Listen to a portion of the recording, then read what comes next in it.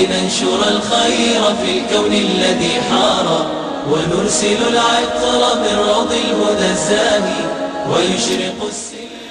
خذ من اموالهم صدقة تطهرهم بها وتزكيهم وصل عليهم.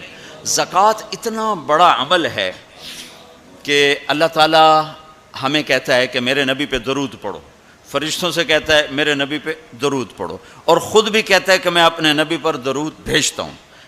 اللہ کی طرف اب درود کی نسبت وہ رحمت ہے، اور فرشتوں کی طرف ہماری طرف درود کی نسبت دعا ہے جو ہم کرتے ہیں، صلی علی محمد وعلی آل محمد.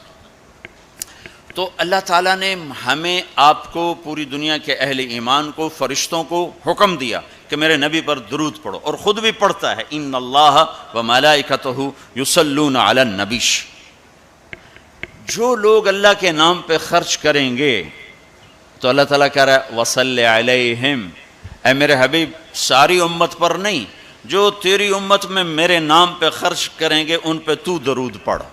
اگرچہ یہاں صلی دعا کے معنی میں ہے کہ تو ان کے لیے دعا کر، آپ ان کے لیے دعا فرمائیں. تو مال خرچ کرنے والوں کے لیے اللہ اپنے حبیب سے فرما رہے ہیں کہ ان کے لیے آپ دعا کریں. صلی علیہم ان صلاتک سکن لہم. آپ کی جو دعا ہوگی اور آپ کی جو صلات ہوگی، جو آپ کا درود ہوگا، دنیا اور آخرت کے سارے مسائل ان کے حل کر کے لے جائے گا. ان کی دنیا بھی سکھی کر دے گا، ان کی آخرت بھی سکھی کر دے گا. تو اللہ تعالیٰ نے زکوٰۃ فرض کی، اور بہت تھوڑی فرض کی. پہلی امتوں پر تھی 100 میں 10 روپے، اور ہماری ہے 100 پہ 2.5 روپے. اور اتنا فضل فرمایا کہ پورا سال پیسہ پڑا رہے، پھر کہا اس میں سے 2.5 روپے دے دو، 2,500 دے دو، اگر استعمال ہو جائے تو کوئی زکوٰۃ. سال سے ایک دن پہلے اگر وہ مال خرچ ہو گیا ہے تو زکوٰۃ ختم ہو گئی. اور 82 دفعہ قرآن میں مال خرچ کرنے کا حکم آیا، 82 دفعہ. اور اللہ تعالیٰ نے ترغیب دی ہے کہ مالدار فقیروں پہ خرچ کریں. پھر اللہ تعالیٰ نے فقیروں کو ترغیب دیا کہ تم بھی جتنی وسعت ہو خرچ کیا کرو. میرے نبی نے ترغیب دی، سبق درہم 100,000 درہم. 1 روپیہ اللہ کے نام پہ خرچ کرنا 1,00,000 روپیہ خرچ کرنے سے بڑھ گیا. تو صحابہ نے عرض کی وہ کیسے بڑھ گیا؟ تو آپ نے کہا ایک آدمی کے پاس 2 روپے، ایک آدمی کے پاس کروڑوں روپے. جس کے پاس 2 روپے تھے اس نے 1 روپیہ اللہ کے نام پہ دے دیا، اور جس کے پاس کروڑوں تھے اس نے 1,00,000 دیا. جس نے 2 میں سے 1 دیا اس نے اپنے مال کا آدھا حصہ دیا. جس نے 1,00,000 دیا اس نے اپنے مال کا کوئی 1000واں حصہ دیا. جب تولا جائے گا تو 1 روپے کا وزن 1,00,000 سے بڑھ جائے گا. اور اس کا ایک واقعہ بھی، حضرت عمر ہمیشہ حضرت ابو بکر سے نہ کوشش کرتے تھے آگے نکل جاؤں، آگے نکل جاؤں، آگے نکل جاؤں. ساری زندگی موقع نہ بن سکا. تبوک کا موقع آیا تو اللہ کے نبی نے کہا مال خرچ کرو. عثمان رضی اللہ تعالیٰ عنہ 10,000 لشکر کا سارا سامان تیار کیا. ان کی سواریاں، ان کا راشن کے لیے تھیلوں کو بند کرنے کے لیے دھاگے تک اپنے گھر سے دیے، اور 300 دینار اوپر دیے. تو اللہ کے نبی کی جھولی میں وہ 300 دینار پڑے تھے یوں، اور آپ ان دیناروں کو اٹھا کے یوں فرما رہے تھے ما علی عثمان اللہ یعمل بعدا. عثمان آج کے بعد کچھ بھی نہ کرے تو جنت واجب ہوگی. تو عمر کہنے لگے آج میں ابو بکر کو کاٹ سکتا ہوں، آج میں اس سے آگے نکل سکتا ہوں کہ وہ آج کل غریب ہے، میں مالدار ہوں، تو وہ تھوڑا لائے گا میں زیادہ لاؤں گا تو میں بڑھ جاؤں گا. لہٰذا انہوں نے اپنے مال کا آدھا حصہ، آدھا گھر میں رکھا اور آدھا لے کر آئے. ابو بکر نے جھاڑو پھیر دیا، جو کچھ تھا وہ سارا سمیٹ کے لے آئے. جب دونوں پراپرٹی سامنے رکھی گئیں تو حضرت عمر کی بہت زیادہ نظر آ رہی، ابو بکر کی بہت تھوڑی نظر آ رہی. لہٰذا حضرت عمر بڑے اطمینان میں کھڑے کہ آج جیت خطاب کے بیٹے کی ہے. میں قربان جاؤں، اللہ رسول تو جانتے ہیں کہ کون کیا کر کے آیا ہے. تو میرے نبی نے سوال ہی بدل دیا، جو اس موقع کا سوال ہی نہیں. کوئی آدمی مسجد میں چندہ دینے جائے، مدرسے میں چندہ دینے جائے، کہا جی مول صاحب یہ 1,00,000 روپیہ ہے مدرسے کے لیے، مسجد کے لیے. آگے مولوی صاحب کہیں پیچھے کتنے پڑے ہوئے ہیں، تو تو وہ کہے گا اے بھی واپس کرو، میں تو تھوڑی نیت ہے جو کوئی چکر لگتا ہے کہ تسی ٹھیکیدار ہو مگر علی شاید ابھی پیچھے کتنے پین. یہ موقع کا سوال ہے ہی نہیں. مولوی صاحب کو چاہیے جی جزاک اللہ یہ لیجئے رسید بسم اللہ، پھر بھی موقع آئے تو دیتے رہیں. تو میرے نبی نے پوچھنا یہ تھا ابو بکر کتنا لائے ہو، عمر کتنا لائے ہو، اور یہی اس موقع کا سوال ہے. لیکن اللہ رسول جانتے ہیں کہ کس کے مال میں وزن زیادہ ہے، تو میرے نبی نے سوال بدل دیا، فرمایا عمر ما خلفت. واہ واہ، عمر پیچھے کیا چھوڑ کے آئے ہو؟ تو حضرت عمر تو وہیں دھڑم ہو گئے گا، با میں گیا. سوال سے ہی وہ پتہ چلے گا، با میری کلی اڑ گئی، گئی وکٹ. عمر ما خلفت یا ما ترکت لأہلک، یہ دونوں الفاظ ہیں. پیچھے گھر والوں کے لیے کیا چھوڑا؟ تو پہلے حضرت عمر بڑے جوش میں کھڑے تھے، پھر ایک دم ڈھیلے ہو گئے، کہنے با جی آدھا چھوڑا ہے آدھا لایا ہوں.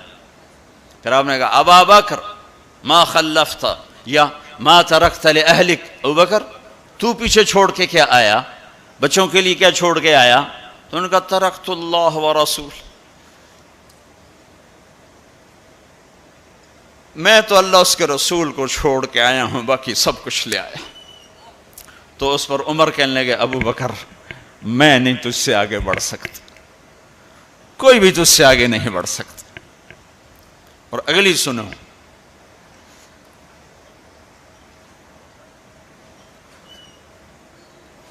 اپنے کپڑے بھی دے دیے اور ایک ٹاٹ تھا وہ پہن کر اس کو کانٹوں سے سی لیا.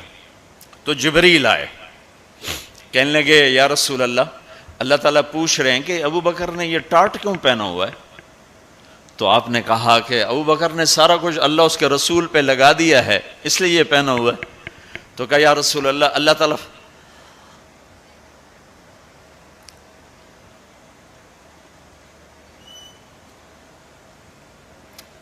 تعالیٰ فرما رہے ہیں ابو بکر سے پوچھو مجھ سے راضی تو ہے،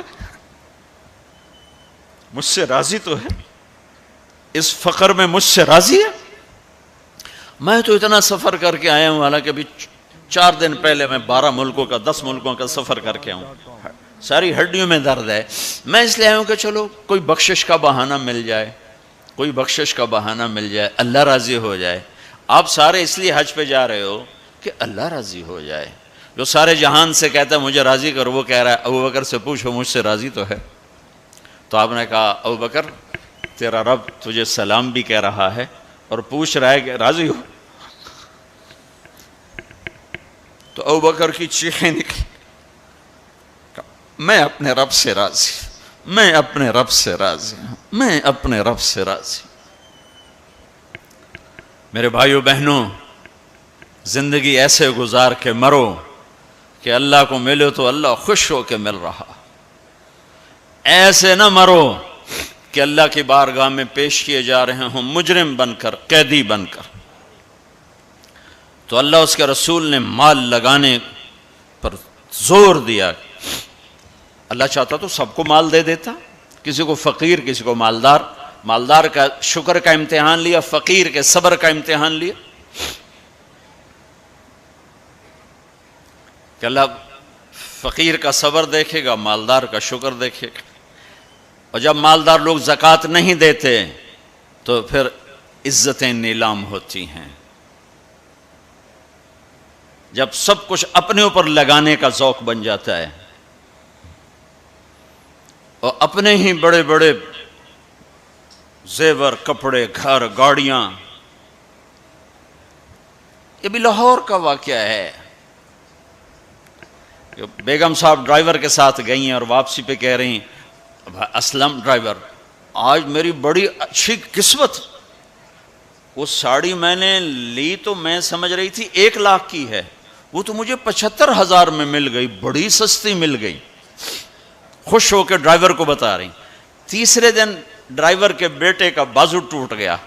وہ آ کر کہتا ہے صاحب جی میری تنخواہ میں تو اس کا علاج ہو نہیں سکتا، تو مہربانی کر کے کچھ میری مدد کر دیں، اس کا علاج ہو جائے. تو صاحب کہتے ہیں اسلم تمہیں پتہ تو آج کل کاروبار بڑا مندہ ہے، تو میرے پاس تو گنجائش نہیں، میرا ایک ڈاکٹر دوست ہے میں اسے فون کر دیتا ہوں، وہ تمہاری مدد کر دے گا. جب اس طرح ہوتا ہے تو پھر ڈاکے، چوریاں، قتل و غارت شروع ہوتے ہیں۔